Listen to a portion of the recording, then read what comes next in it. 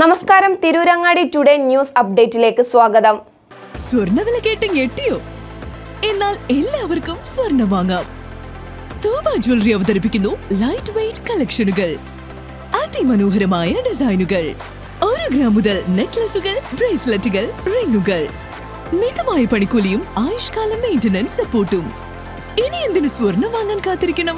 Chemmad Thooba ജ്വല്ലറിയുടെ showroom ഉടൻ സന്ദർശിക്കൂ. വാർത്തകൾ വിശദമായി. താമരശ്ശേരി ചുരം 2ാം വളവിന് സമീപം ജീപ്പ് കൊക്കയിലേക്ക് മറിഞ്ഞ് 2 പേർക്ക് പരിക്കേറ്റു.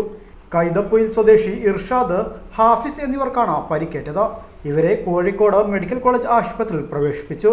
ഇതിനിടെ പരിക്കേറ്റ ഒരാളുടെ പോക്കറ്റിൽ നിന്നും MDMA കണ്ടെത്തിയതായി പോലീസ് അറിയിച്ചു. വാഹനത്തിൽ ഇനിയും MDMA ഉണ്ടെന്ന സംശയത്തിലാണ് പോലീസ്. ഇതിന്റെ അടിസ്ഥാനത്തിൽ വാഹനം ഉയർത്തി പരിശോധിക്കുവാനാണ് പോലീസിന്റെ തീരുമാനം. സംഭവവുമായി ബന്ധപ്പെട്ട് യുവാക്കളെ പോലീസ് ചോദ്യം ചെയ്യും. സംഭവത്തിൽ പോലീസ് അന്വേഷണം ആരംഭിച്ചിട്ടുണ്ട്. രാവിലെ 9 മണിയോടെയായിരുന്നു അപകടം നടന്നത്. ചുരത്തിലെ 2ാം വളവിൽ വെച്ച് നിയന്ത്രണം വിട്ട ജീപ്പ് താഴേക്ക് മറിയുകയായിരുന്നു. അപകടം നടന്ന ഉടനെ നാട്ടുകാരും യാത്രക്കാരും ചേർന്ന് പരിക്കേറ്റവരെ ഉടൻ ആശുപത്രിയിൽ എത്തിക്കുകയായിരുന്നു.